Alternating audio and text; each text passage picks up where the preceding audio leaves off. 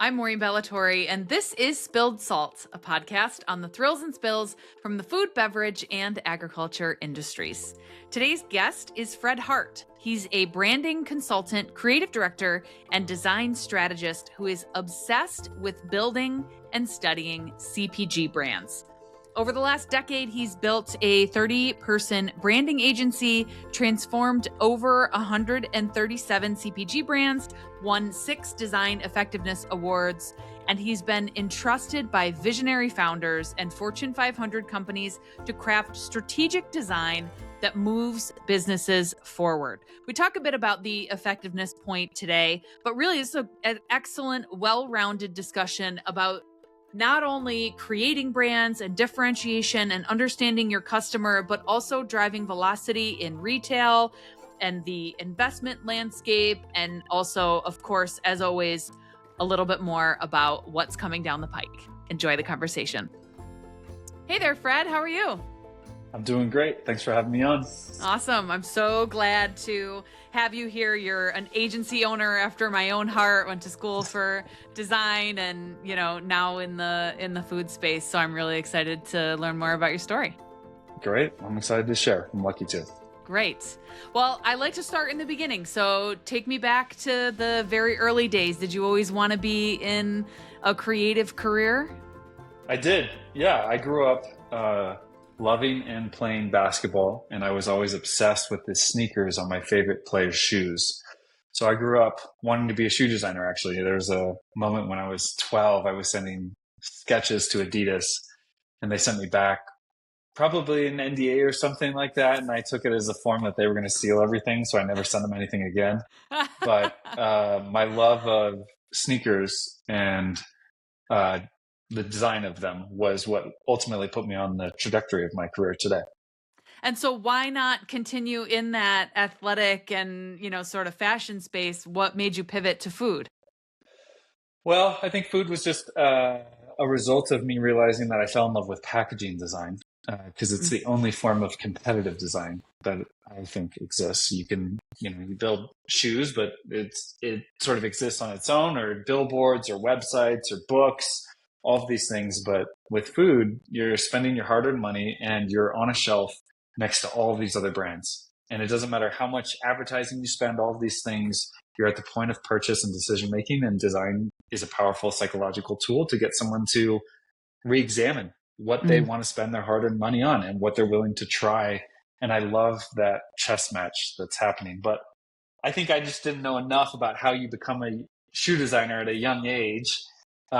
Studied graphic design, went to art school in Chicago at first, ended up graduating from the University of Arizona in Tucson with a degree in visual communications. But it was through an internship that I had my junior summer with a small design firm out of the Bay Area that did a lot of CPG design that I realized, this is what I love. This is what's really exciting for me. And I've pursued that ever since. But trust me, I got a lot of sneakers in my closet, so I indulge in other ways now.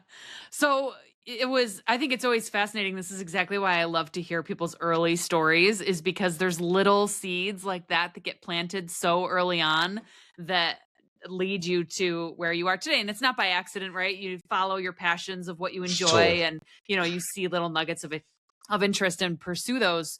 So, but what a big statement. You mentioned you feel that that packaging design is the only form of competitive design. Talk more about that. Well, again, it's just like, where else are sort of a multitude of options being presented at the same time? And design is a huge differentiator. I mean, walk into any category, walking down the aisle to go buy a bottle of water, it's relatively, literally all the same stuff inside. Design is what's driving, interest in one thing or another of a particular narrative, or the personification that you want to have as a part of your identity. I oftentimes say, like, particularly in the beverage industry, because you're seen with them, whereas a lot of food things that just kind of go away in your pantry. But what you're holding says as much about you as the watch on your wrist, the shoes on your feet, or the bag on your arm. If I hold a Red Bull versus a Monster versus a Rockstar, there's 3 very different narratives about me. And so I love the ability to craft that. So tell me about like an early project that you worked on early in your career. Maybe it was in, that one of that first agency that you landed in where you worked on a project and thought, holy shit, this is fucking cool to be Well, it's able to definitely work on either a yeah, yeah, brand yeah, yeah. or yeah. I was so McLean Design was the agency that I worked with, and Ian McLean, the founder, is still a very good friend. They're in the East Bay of San Francisco, and they had created Monster Energy drink from scratch as a brand. Wow. So when I showed up there, they had been a long-term client for a long time, and I was just fascinated by the fact that Red Bull had launched in the States 10 years prior to Monster. They'd cornered the market. It was all of them. They had a monopoly. And what I learned in talking with Ian and the team was that ultimately there was a large audience that was not being spoken to or marketed to or connected with that Red Bull was ignoring. And there was this subculture going on. Exports was really coming into vogue. And Monster went directly after those individuals. Red Bull was, has this kind of European vibe that feels imported, and the Gives You Mhm. Wings campaign has never changed.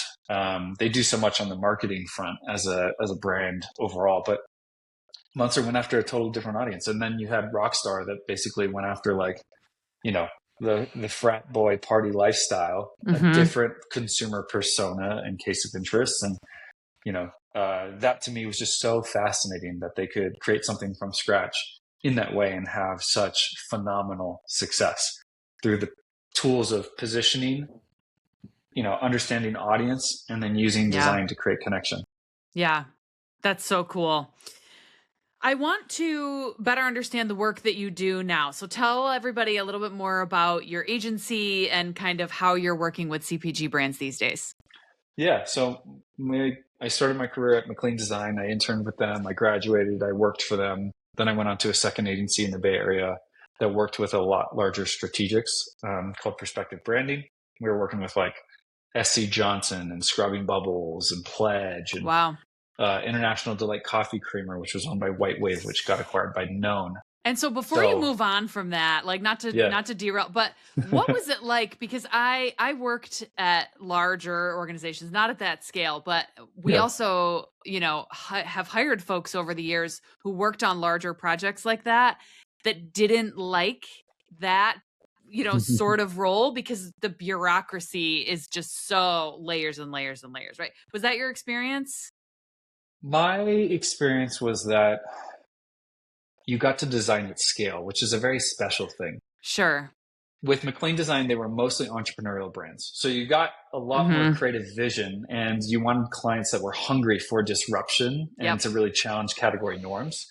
With large strategics, they're looking to maintain the base, right? Mhm. They're risk adverse, they're conservative, they're going to test the hell out of everything. But the first project I worked on was a redesign of International Delight, and the client happened to pick something that I designed, and so I saw it all the way through to the end until it showed up on shelf. And to me, that was such a rewarding experience that it just reinforced in me that I needed to be able to bring the two worlds together: the Yeah. entrepreneurial thinking and making that happens with with founder-led brands, but also figure out a way to infuse some of that into the work with larger strategic. So I quite enjoy both ends of the spectrum. They keep me Mhm. fresh. I don't want to ever be on one side or the other, quite Yeah. honestly. Yeah, well said.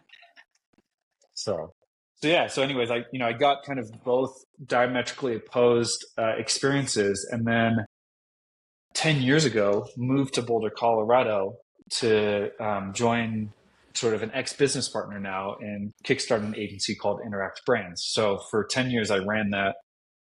We built it from 3 people to 30. We started with mostly emerging categories and founder-led brands, then worked to growth stage where we're touching businesses that had proven product market fit, anywhere from Mhm. 10 to 150 million in revenue, with some inflection point where just design was needed to help them sort of solve and unlock potential. And then maybe 4 or 5 years ago, started really working with some of the blue chip businesses and brands like Nestle and rebranding Hot Pockets or rebranding Lean Cuisine, and had a great ride. Exited that business 2 years ago and have been independently consulting with a lot of CPG brands since, and am in the process of forming a creative consultancy. I have a lot of thoughts about how I think the agency model is kind of broken, and how I want to do a lot of agency style work without the old way of building it. And so that's kind of what I'm doing now. But it's a lot of the same things. I do brand strategy that results in brand identity and packaging design. And then there's a lot of other things that come, but those are the key focus of the work I do today. So was that that concept of, the agency model is broken and really wanting to do something different? Was that your reason for wanting to move on and make a change from Interact? Was that you really wanted to do something very different? No, just being on different pages with my business partner. I Okay. mean, we always had the same goal, but very different philosophies about how to get there. Mm-hmm. And if you're off by an inch, you're going to be off by a mile over a 10-year trajectory together. Yeah. And so we just wanted different things and had different ideas about how to build culture and teams and growth and things of that nature. So it was just a healthier future for both of us if we just kind of And departed. I think it's a respectable thing, right? It's it's a gift to be able to know when to go in different 100%. directions, and that's a neutral decision. That place that you explained, like 10 to 150 million at an inflection point, is really when we work with CPG. That's where we tend to sit as well. Agency 29 also adds in agriculture to the food bev space as well. So we're food beverage agriculture, which I think makes us different than like what you're trying to do, or what you're doing. I shouldn't say trying to, you're doing it, succeeded. Is the idea of we really love how the farmer comes into the story, and the bringing all the way back to how it's produced, and also working with agricultural producers who are working to launch value added, working with municipalities who are trying to help build a whole ecosystem and industry is a really interesting space for us, as well as how brands can thrive within that. But so tell me a little bit more about your work with brands like that, as well as, the behemoths like Nestle, and working on something like Hot Pockets, and how that informs the work that you're looking to do now with the consultancy. Like, how will you work differently in that model? Yeah, well, the new model is basically I have a full-time small core team. So head of new business and account, creative director.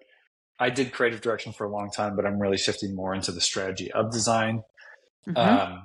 And what we do is we build teams bespokely to the client's needs. So unlike a traditional agency model where you've paid for a certain group of talent that you have on the team. Right.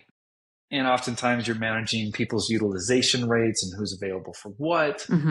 What I want to do is I want to build the best group of people that best serve the client. And so, post-COVID, there are so many more talented people that are comfortable being 1099s, contractors, freelancers, etc.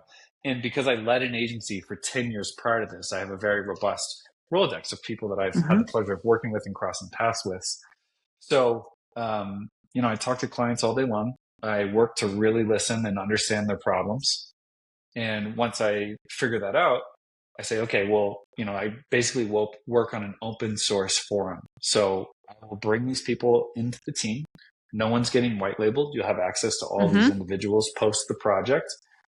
And, we'll basically create a Marvel universe just for what you need. And I think that's important because different brands have different DNA, particularly visual DNA. Sure. And so they also, depending on the audience that we're trying to go after, I want to make sure that I bring in the right people. If I'm working on I've got a company right now that are doing Mexican popsicles or paletas. I want a creative group that's actually like from that culture, right, in tune with it, and knows how to bring that to life. And then I've simultaneously got a client in the baby food space, and I want designers that are parents that understand those life stages and bring some of those things to the table. And then I've got a kids performance product, and I want folks that are bringing athletic and performance design experience to the table that are going to have to play with it in a new way in kids food categories. So I think for me, it just provides more flexibility. And a lot of agencies end up developing a house style. I want to be style agnostic, and this model allows me to do that. And again, um, build bespokely to what the client actually needs. Yeah, and with that, your focus can be more about we are focused on solving the problem and figuring out 100%. what's the right way to bring the team together. So again, like I said at the top of our discussion, there's so many parallels in your approach. And like my team, we're intentionally small. We work Yeah. with freelancers as well, but team of 8 to 10 folks on the team. And so where I personally am spending my time is more on the consultancy, like let's look at your P&L and determine, Sure. where your services are thriving or where your product categories are doing best, so we can double down on that and maybe we get rid of this other thing over here, sort of area. And so I'm curious about your trajectory there. Like, how did you land in doing more on the strategic side of the house? Because you also have a background or some design effectiveness awards as well that I'm curious about. Like, what made you want to pursue that, kind of thing for that recognition? I think I started my career as a designer. I was always a good designer. I was never a great one. I realized pretty early on, though, it was the way that I thought about design that was something I was passionate about, good at, and differentiated me. And so I've sort of made it my calling to set up the strategic and creative sandbox for teams and then bring them into it and let them do what they do best. And I'm also just a naturally curious individual. So to your point, you like to look at a P&L and things. When I'm working with a CPG business, I want to know who are the retailers, who are the brokers, what does R&D look like, what are the regulatory partners, what does innovation look like coming down the pipeline, what types of talent do they have internally on their teams, where are the categories shifting and changing, what consumer research do they have. I just love the multitude of data points that I can collect. Totally. And then The start more to the better. connect. Yeah. And use it to sharpen the creative that we do, which is why, to answer your point about design effectiveness, like I'm not interested in winning design awards. I want to do work that is design award worthy. But the point is to use design to fuel businesses forward. And particularly in packaging, it is such a strong lever to grow businesses, change velocities, change preferences, grow category share, all this stuff, that I want to win awards that say 6 months post redesign, they saw X amount of sales growth as a result, with nothing else changing, or accounting for increase in ad spend or this or that. So that's those are the proudest moments of my career, is when CEO calls me and goes, "Fred, you guys did an absolutely great job. The business has never been better." Right. Yeah. That's fantastic. So I know that you don't go after those awards for the award, check the box, but I'm just curious, what does that measure in What particular? does design effectiveness measure? Yes. That sales award pre and post. competition. Oh, okay. Got it. Yeah, so they basically track performance. So they do two things. One, they actually test any of your redesigns versus the current version to see if consumer preference and sentiment changed. And then what they do is they validate it with actual syndicated spins and sales data.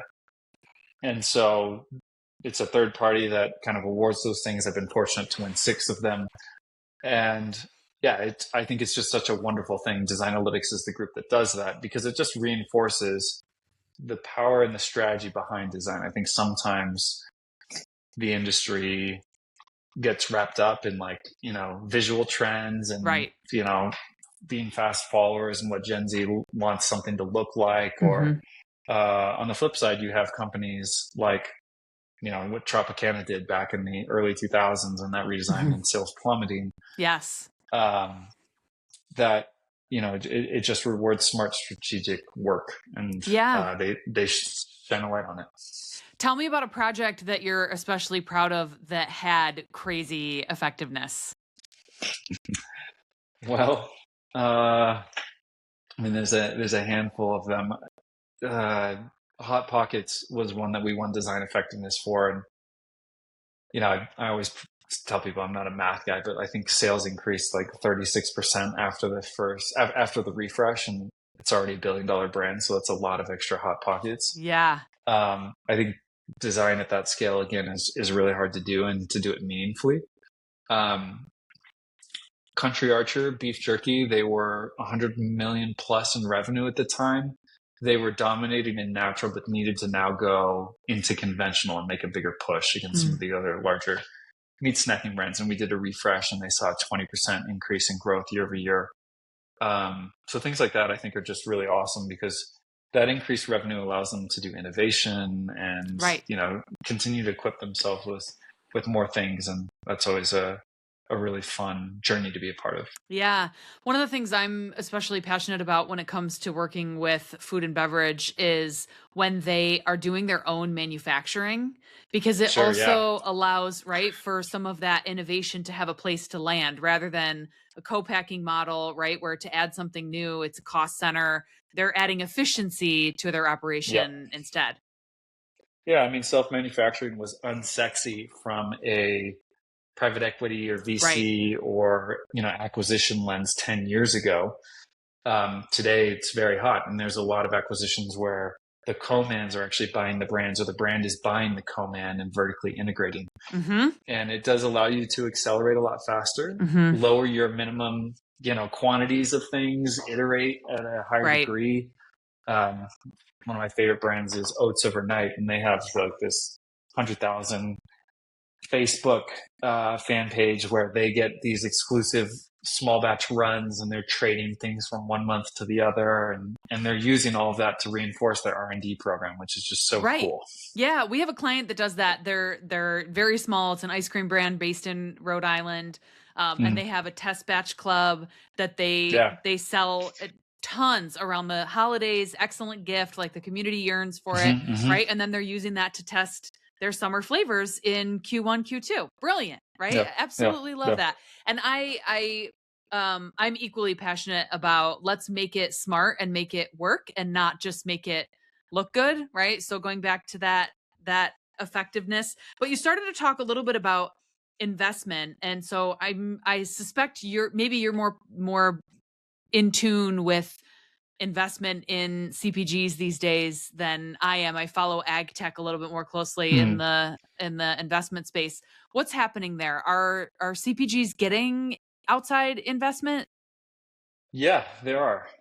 There's actually a lot of activity in the space right now, a lot of M&A going on. You can look at Poppy, and they sold for 1 point something billion to Pepsi. Pepsi also bought Siete. Just in the news recently was Bachans, the Japanese barbecue sauce. Big fan of that. Yeah.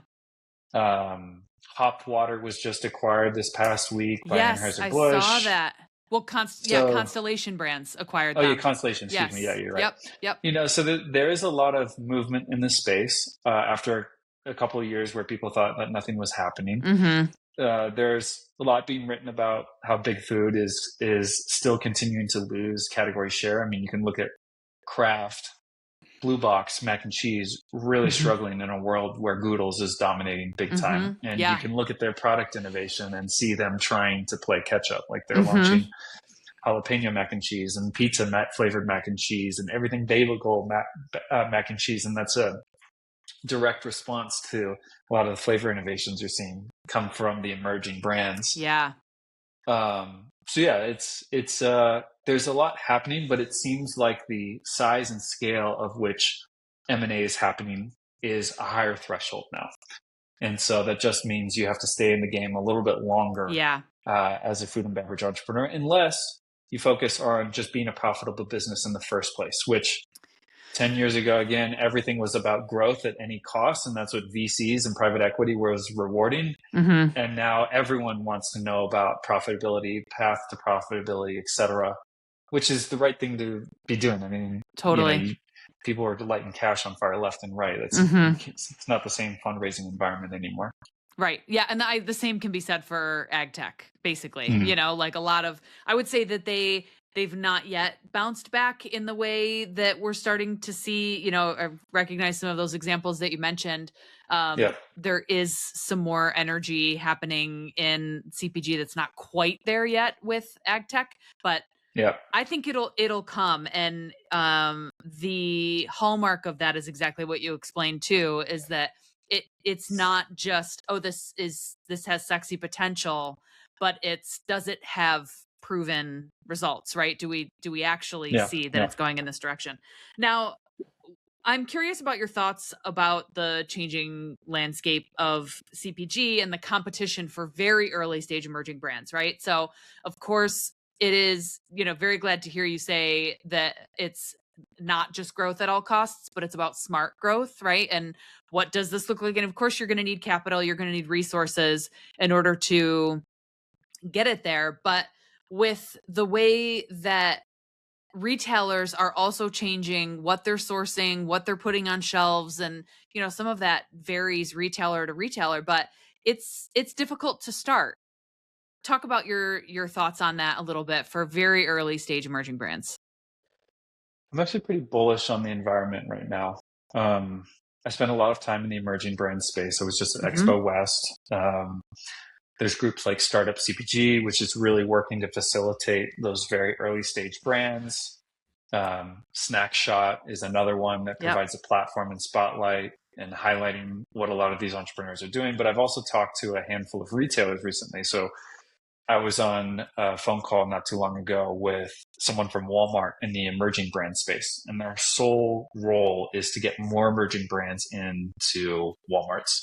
Hmm. And I also talked, they had sort of forager or head of product innovation at Sprouts. And Sprouts has almost taken the mantle from Whole Foods. Whole Foods used to have foragers by region, and they had a lot of Yeah. autonomy.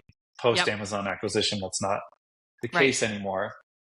But Sprouts now has an innovation set in the middle of the stores with all sorts of really interesting things. And if a brand performs well enough, they then get placement in the center store in line.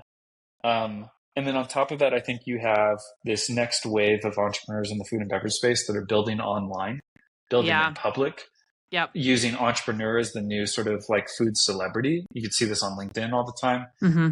And I think they're much more content savvy, understand how to build networks and communities, as well as give themselves better feedback loops than entrepreneurs had in the past. And so Hmm. there's a lot of tools that I think are allowing the ones that are smart about things to thrive. But at the end of the day, all brands have to solve a problem. All products have to solve a problem. And you also get too many fast followers in the industry because everyone feels like they can strike it rich with gold. Like protein is having that effect on people. Protein soda is like the next big wave, and probiotic soda is also like there are too many brands there. There is a proverbial bubble that will burst, Yeah. and a lot of entrepreneurs will be left on the sidelines in a bad way. So I think you just have to be smart and dedicated and know that it's going to be a long haul. But there's a lot happening in a good way at the ground level. Yeah, yeah, and I'm also hopeful, right, and enthusiastic about the continued growth of the sector. Yep. But when you talk about something like, somebody who is working on emerging brands for Walmart, that's such a dichotomy in my mind, right? Because Walmart has such scale, right? Totally. And there is such a capital investment that's needed to be able to drive velocity at that sort of scale that emerging brands don't necessarily have. Do you know what model they're implementing to make that work for early stage brands? I don't know a lot about it. I do know that Walmart wants to stay relevant, and they're fighting for that. Yep. I was just informed that I think it's called Open Call. It's a day where Walmart brings in manufacturers that manufacture in the United States to figure out how to better support them, highlight them within their stores, be all about American made, which is, a hot topic right now politically as well. So yeah, I don't know the specifics of how they are going about and supporting emerging brands, but I can connect you to the person I know. Maybe they'd be great to have on the podcast. Yeah, that sounds great. I would love to pick their brain. Going back to And perhaps staying focused on retail for a second here, and again, looping back to your comment about packaging being one of the only forms Mhm. of competitive design. What are your thoughts on how that landscape is changing with less and less foot traffic going into stores these days, right? With Instacart shoppers, traffic is down, across the board in retail stores. And so how is that, how does a brand stay competitive? Yeah. Well, I think some of that pressure is actually on the retailer. What can a retailer do to drive traffic? Their business is inherently based on that to a large degree. They have better margins when people are walking into their stores. Basket size is typically larger. There's more discovery and impulse Yep, that's sure. happening. So Mhm. they're incentivized to do that. Um, Candidly, I have not heard that foot traffic is down in grocery or mass. I know it's down in C stores. I could be behind the times. Mm. But I Yeah, I think was talking to ultimately, a retailer for a 100 store retailer a couple months ago who mm, said it's significantly down. interesting. Yeah. Mhm. I think it comes down to a retailer strategy. I mean, like, it's not really fair because there's no scale there, but like Erewhon in Los Angeles, like Mhm. stores can't be big enough. Costco's probably never seen more traffic and sales than ever. You look at Target. Target has obviously seen declined sales post the DE and I Yeah. fiasco and Mhm. debacle that they've had. But something I've noticed recently is like end caps. They're activating those in a much larger way. They're bringing in many more celebrity or influencer uh, based brands as a way to get kind of more Gen Z in the stores. Uh, on top of that, they're doing really interesting merchandising units where like there was a collaboration between Starbucks and Vital Proteins, collagen. Mhm. Yep. One booth, both brands there building around a ritual, making it Yeah. easy for a consumer to kind of upgrade one part of their morning routine.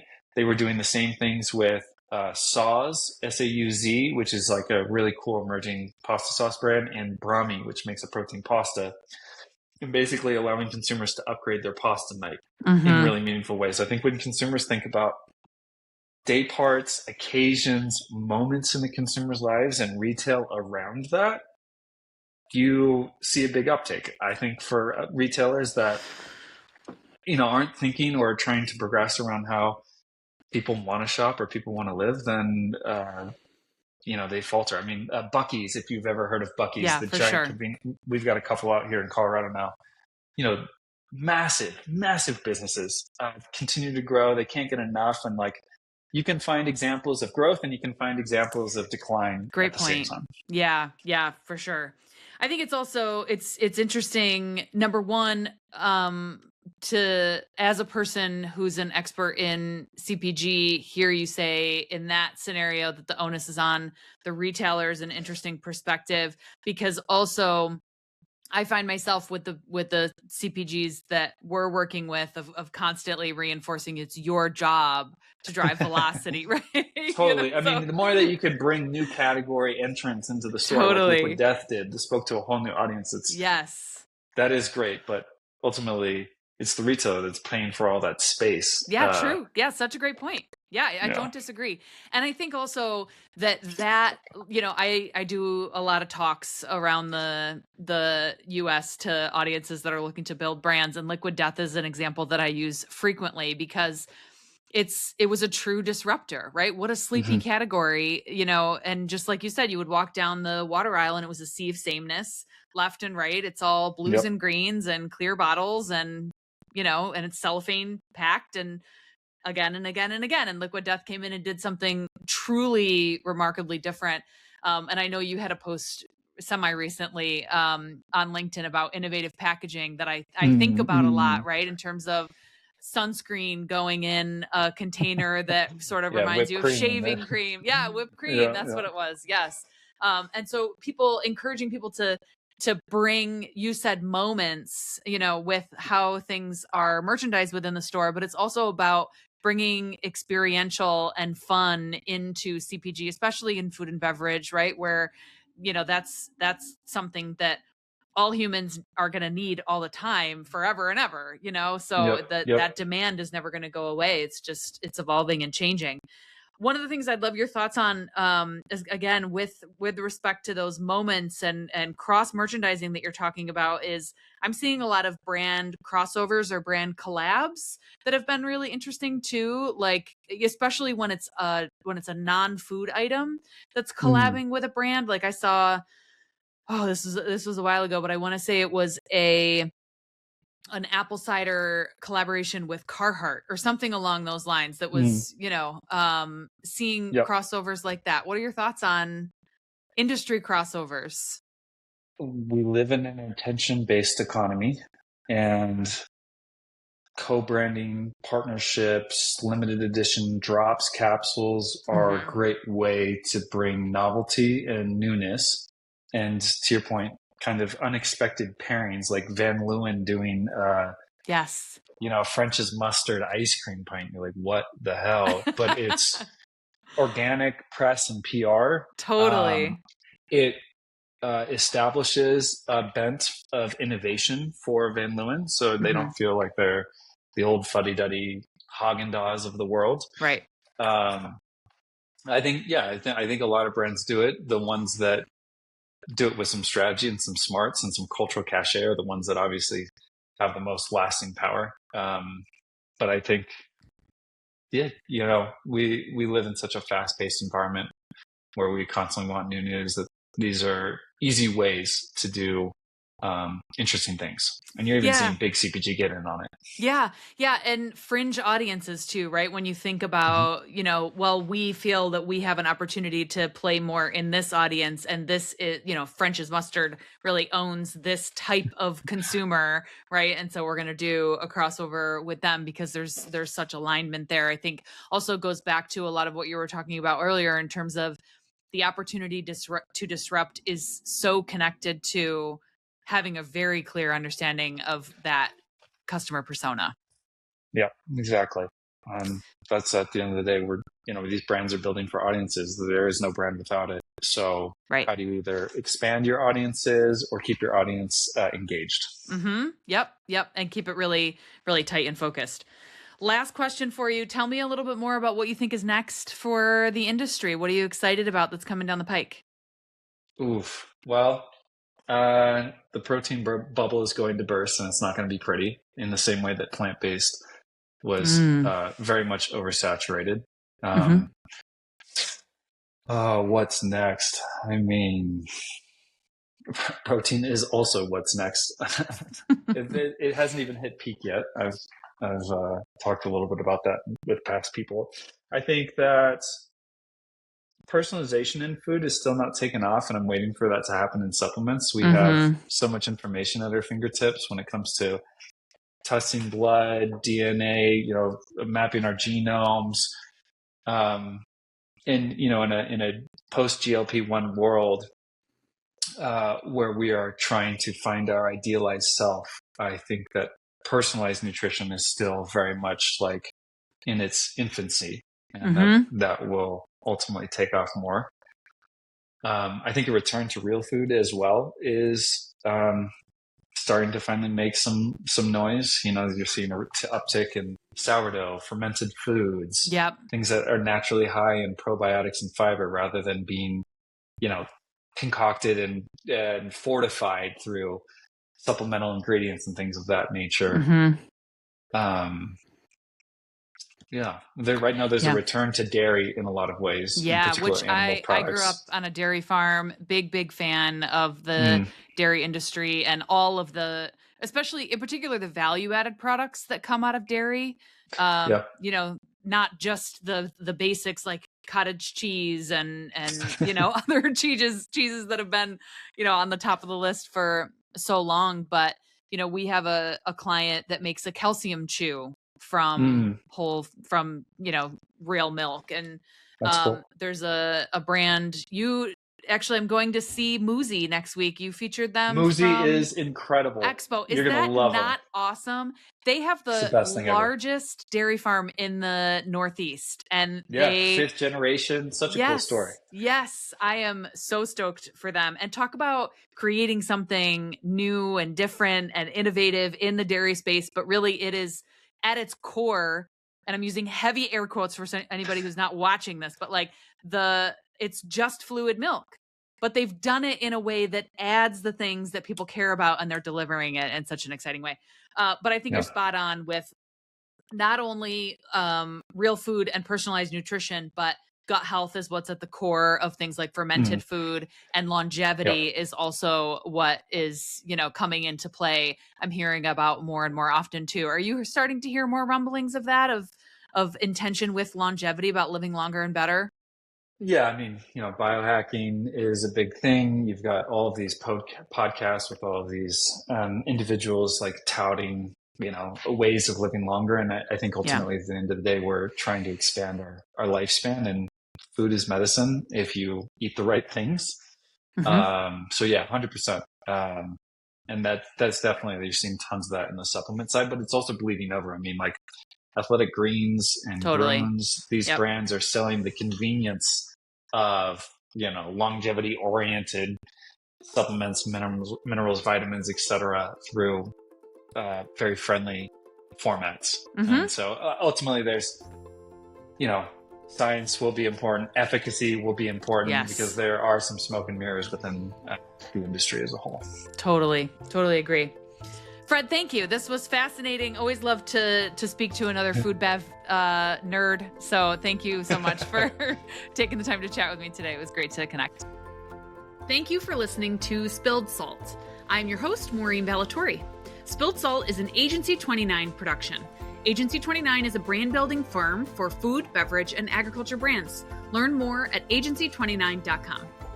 For more information about the podcast, visit spilledsaltpodcast.com. Use that website to send me questions or recommendations for future guests. I always love hearing from you. Spilled Salt is available anywhere you enjoy your podcasts. Please like and subscribe so you never miss an episode.